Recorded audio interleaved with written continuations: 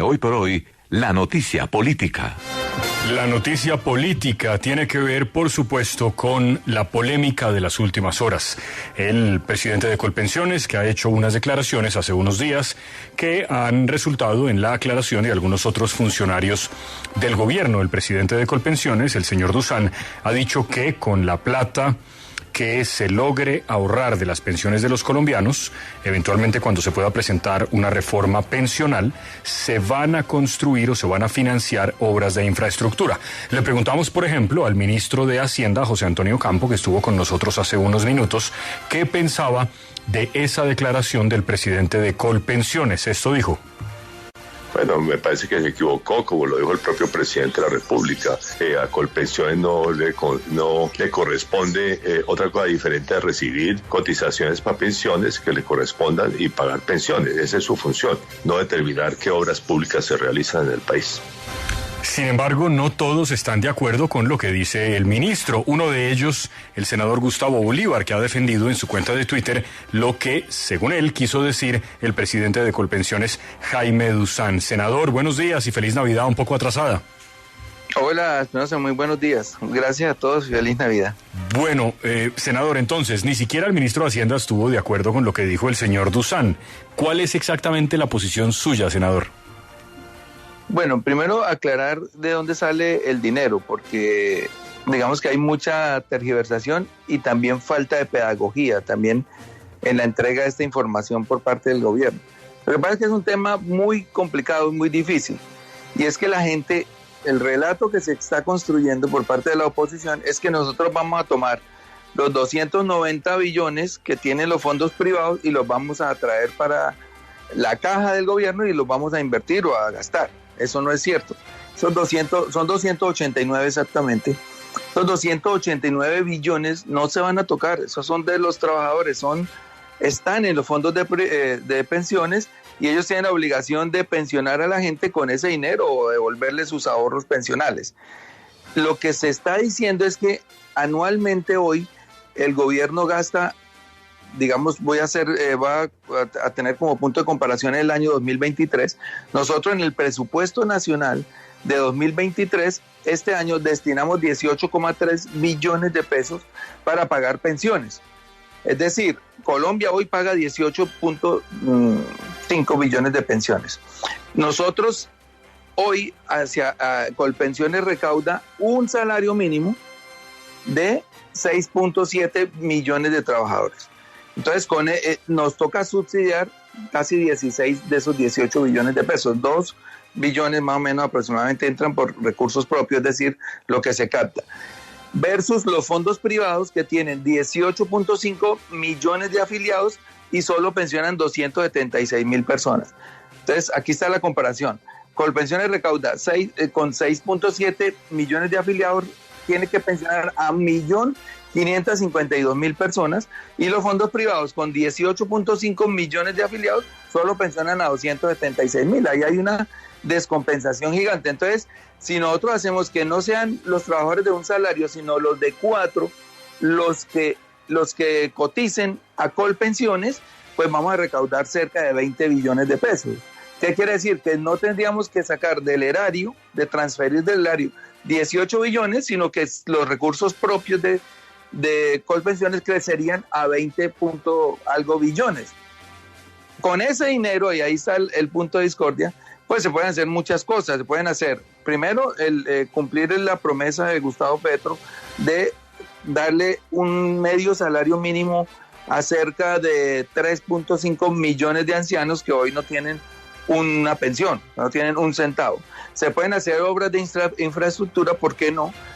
Y se puede también tener caja para seguir bajando el déficit fiscal. Digamos que son los 3 destinos que se le haría, no al dinero de las pensiones que tienen los fondos hoy, sino al que dejemos de transferir desde el presupuesto nacional a Colpensiones, porque Colpensiones ya tendría recursos propios, subiendo de 1 a 4 salarios mínimos el número de personas que coticen a Colpensiones. Senador, 2 precisiones. Primero, no se tocarían los 289 billones que están en los fondos privados, ¿cierto? No, nunca, eso nunca se ha pensado. Segundo, Es decir, que la propuesta de la reforma pensional es que hasta 4 salarios mínimos, las nuevas aportes que realicen los trabajadores los administre Colpensiones. Sí, digamos que hasta ahí sería obligatorio. De 4 salarios mínimos en adelante sería voluntario. La gente elegiría si llevarlos a Colpensiones o a los AFP, a las administradoras de fondos de pensiones. Pero, senador, usted bien sabe, mucho mejor que nosotros, muy seguramente, que dentro del Ministerio de Hacienda, por ejemplo, en crédito público, el doctor José Roberto Acosta ha manifestado públicamente que le parece que eso es un error, que si acaso se podría pensar en 2 salarios mínimos, pero que 4 le parece que no. Es decir, así es como lo quisieran algunos, pero no hay consenso. De eso se trata el debate. Digamos que nosotros llegamos con la propuesta de 4 salarios. Yo preferiría que se quedara ahí. Pero de repente, ahí la negociación con los congresistas, muchos de ellos que han recibido financiación de estos grupos, seguramente van a decir que sean 3, otros que sean 2, etcétera. Si queda 4, ideal, y se presentaría este marco económico que les acabo de narrar. O sea, recogemos 20 billones de pesos y eso sería un dinero que le entra extra a la caja del gobierno. Pero si son 3, seguramente serán 14 billones, si son 2 serán 8, no, digamos, estoy poniendo ejemplos, no tengo las cuentas claras. Sí, senador, la otra gran inquietud que tienen los trabajadores es, bueno, Colpensiones puede recaudar, pongámosle como usted lo ha dicho, 18,3 billones de pesos, pero más adelante, ¿quién le va a garantizar esos 18,3 billones de pesos a los trabajadores, teniendo en cuenta que Colpensiones no es un fondo que administra esa plata, sino que los va a utilizar? Ahí, bueno, esa explicación también merece una explicación. Hoy los jóvenes de hoy nos están pagando, bueno, yo no estoy pensionado, pero le pagan hoy la pensión a los viejos, ¿cierto? Cuando esos jóvenes están viejos, los jóvenes de por allá de 2040 y pico, 2050 le pagarán la pensión a ellos. Digamos que ese es el sistema solidario, o sea que nunca se va a desfinanciar. Si hay un problema, digamos, siendo honestos, hacia muy arriba, hacia muy bien arriba, porque cada vez va a haber menos jóvenes, ¿cierto? Digamos, hoy hay un pico de jóvenes, etcétera, que puede ser 12 millones, pero digamos que en 2050 puede que sean 8 millones de jóvenes, porque lo sabemos, hay muchas mujeres y muchos jóvenes que hoy tienen en sus planes no tener hijos. Ahí se nos va a presentar un problema hacia dentro de 30 años, digamos. Pero hoy no lo tenemos, pero habría que prever eso que tú estás diciendo. Senador, una precisión. Usted dijo que el próximo año en el presupuesto se establecieron 18 billones para pagar pensiones. Sí, 18.4 billones. Eso es lo que tiene que sacar el Estado anualmente, pues obviamente que eso va aumentando, pero siempre la suma ha sido progresiva. 16, 17, ya vamos en 18. El año para 2024 pueden ser 20. Son 20 billones que saca el Estado de sus gastos para pagar pensiones. Si movemos el sistema de pilares hacia 3, 4 salarios mínimos, ya no tendría que sacar ese dinero. Sí, se lo pregunto, senador, porque yo creo que es más de 50 billones lo que se destina para pagar pensiones. 18 lo que pasa es que hay unos regímenes especiales que sí tienen sus fondos propios. Por ejemplo, las Fuerzas Armadas tienen casi 14 billones anuales también de pensiones. Hay varios regímenes especiales que ya están financiados a través de fondos. Sí, tal vez, senador, y usted lo decía ahora, la falta de comunicación en algunas cosas, no solamente de este gobierno, es una cosa que les pasa a muchos gobiernos. Y creo que tal vez lo que han criticado algunos es que ese proyecto del tren a Buenaventura, pues es una idea. Eso no tiene ningún tipo de planeación, sobre eso no hay un documento técnico, no existe nada. Lo dijo el presidente en campaña cuando era candidato y luego eso se quedó por ahí, pero no. Y obviamente cuando usted menciona cosas como esas, con la plata de las pensiones de los colombianos, así sea un excedente por unas modificaciones que se van a hacer, pues la gente se pone nerviosa. ¿No será que mejor dejar que de esto hable el ministro y la ministra de Trabajo y nadie más? Sí, no, tiene razón. Digamos, yo creo que lo que el doctor Dusan quiso decir es que quiso poner un ejemplo que se podrían financiar obras como esa, pero bueno, él no es comunicador y eso nos falta mucho a varios ministros, saber comunicar. porque ahí tenemos un talón de Aquiles bastante grave, y es que la gente, cuando uno da papaya en la comunicación, pues tiene todo el derecho a tergiversar y a interpretar, bueno, etcétera. Pero lo que le estoy diciendo es eso. Prácticamente no se tocan, en conclusión, no se tocan ningún peso de los 289 billones que hoy están en los fondos, que ellos sí han usado para hacer obras de infraestructura, ojo. De ahí sale la vía Villavicencio, el puente de Chirajara, la Ruta del Sol 2, son el dinero de los pensionados o de la gente que cotiza, lo ponen en obras públicas. No estoy criticándolo porque realmente el objetivo de esos fondos es multiplicar el dinero de los pensionados, de los cotizantes, pero resulta que también le trasladan las pérdidas cuando esas obras salen mal. Y ahí hemos visto el año pasado cómo nos llegaba, yo estoy desafortunadamente, quedé en un fondo privado, nos llegaba de la cuenta de cobro diciendo que nos ha decrecido la cuenta.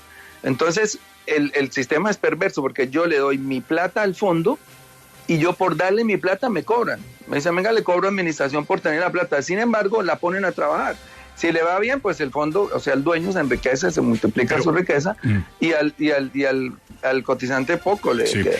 Pero, bueno, para ser del todo honestos con esa historia, senador, es verdad que los fondos privados, no solamente en Colombia, en el mundo tuvieron un año regular, por no decir malo, y es verdad también que seguramente se pueden hacer algunos ajustes. Creo, Lucho, que los fondos incluso han dicho que están dispuestos a hablar de todos los temas. Sí, claro. Pero no es que siempre se esté perdiendo plata, eso tampoco es verdad. Hay años en los que yo puse el ejemplo del año pasado. Sin embargo, todos los años nos cobran una cuota de administración. Imagínate, yo por darle mi plata para que la trabajen, me cobran administración. A mí me parece que hay una perversidad ahí.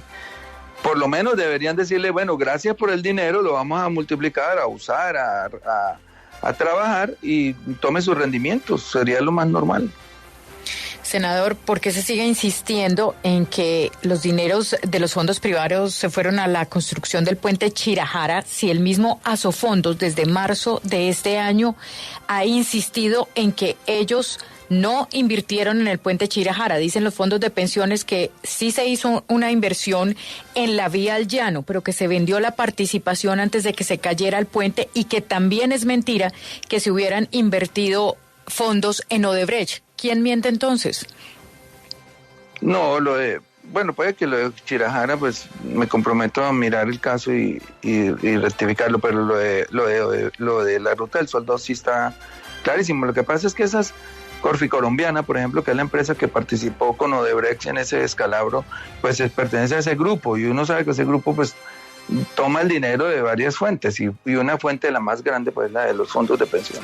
Pero como te digo, no es malo que ellos lo hagan, porque obviamente ellos lo que tienen que hacer es que ese dinero crezca para darle más rendimiento a los cotizantes. Estoy exponiendo ejemplos nada más.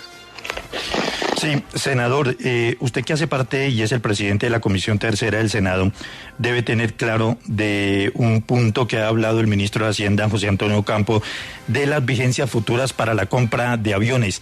Estamos hablando de cuánto, y esas vigencias futuras, ¿cuándo fueron aprobadas? Mira, eso es un negocio que viene hace 12 años. No, digamos, no es del gobierno Petro.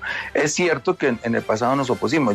A mí personalmente, lo tengo que decir públicamente, no me parece que sea un momento para comprar aviones, pero ya cuando usted se sienta a gobernar y la inteligencia militar se sienta a su lado y le dice, mire, Venezuela tiene 38 aviones supersónicos, tiene 16 F-16, tiene 22 Sukhois rusos que pueden llegar a Bogotá en un minuto, y tú no tienes sino 5 aviones viejos. Ya yo no sé cómo cambia la percepción, ¿sí me entiende? Una cosa es uno estar en la oposición, otra cosa es que se siente con la cúpula militar y le digan, estamos desprotegidos, no tenemos baterías antiaéreas. A todo eso nos hemos opuesto en el pasado, y sigo pensando que en un momento en que nosotros tenemos unas relaciones ya más amistosas con Venezuela, se podría aplazar la compra, porque en realidad Colombia está muy desprotegida. Pero es una cosa estar uno tuiteando en la oposición, y otra cosa es sentarse ahí, y yo no sé, pues no he participado de esas reuniones, pero no sé cuáles serán la estrategia militar que le han mostrado al presidente Petro. Lo cierto es que Venezuela está fabricando drones iraníes, incluso con misiles no tripulados, obviamente, tiene casi 40, nosotros tenemos nada, tienen lo que te digo, 38 aviones supersónicos y tiene una flota gigante de aviones. O sea que ese cuento que nos metieron en el gobierno pasado, que ya tenemos 10.000 soldados en la frontera para asustar, no, ellos llegan con esos aviones, nos destruyen 5 o 6 puntos estratégicos de Colombia y acaban el país. Acaban las 2 refinerías que tenemos, una en Barrancabermeja, otra en Cartagena, el aeropuerto del Dorado, y no hay como detener un avión de esos. Estoy poniendo un caso extremo, digamos, de seguridad nacional. No hay nada, 5 aviones viejos que no tienen ni siquiera autonomía para llegar a San Andrés. Entonces, bueno, te digo, una cosa es estar allá y otra cosa es ya sentarse ahí y que la inteligencia militar sienta al presidente y le diga, mira nuestra vulnerabilidad. Entonces, bueno, digamos, no me quisiera meter mucho en el tema, pero hay que entender las dos posiciones. Pero ya nos dio un titular. Una cosa es trinar como opositor y otra cosa gobernar. Sí. Pero cae bien ese mea culpa y reconocerlo, senador Gustavo Bolívar. Oiga, le quería preguntar ya por un tema de política. Roy le está pidiendo a la gente del Pacto Histórico que renuncie porque él ve que no hay candidatos en las regiones para alcaldías y gobernaciones. ¿Está usted de acuerdo con eso? ¿No ven las fuerzas regionales del Pacto Histórico como alineadas como para decirle a los actuales senadores y representantes, oiga, renuncien porque si ustedes no se lanzan no vamos a ganar? Bueno, lo que pasa es que no es que no tengamos cuadros, pero tampoco es que tengamos muchos. Lo que pasa es que no son visibles y hoy la política se ha vuelto un tema de marketing, como que el que más nombre tenga es el que más gana o el que más fácil se puede vender, y en eso sí estamos un poco escasos. Entonces, pues yo no lo voy a hacer porque, pues, como les dije, mi futura renuncia no está atada, digamos, a una aspiración de mediano plazo, pero sí tiene razón en que necesitamos nombres. Yo, por ejemplo, propuse el de Alexander López para el gobernador del Valle del Cauca. Yo, en serio, dentro de nuestros cuadros no veo una persona capaz de derrotar toda esa máquina que tiene hoy Dilian Francisca.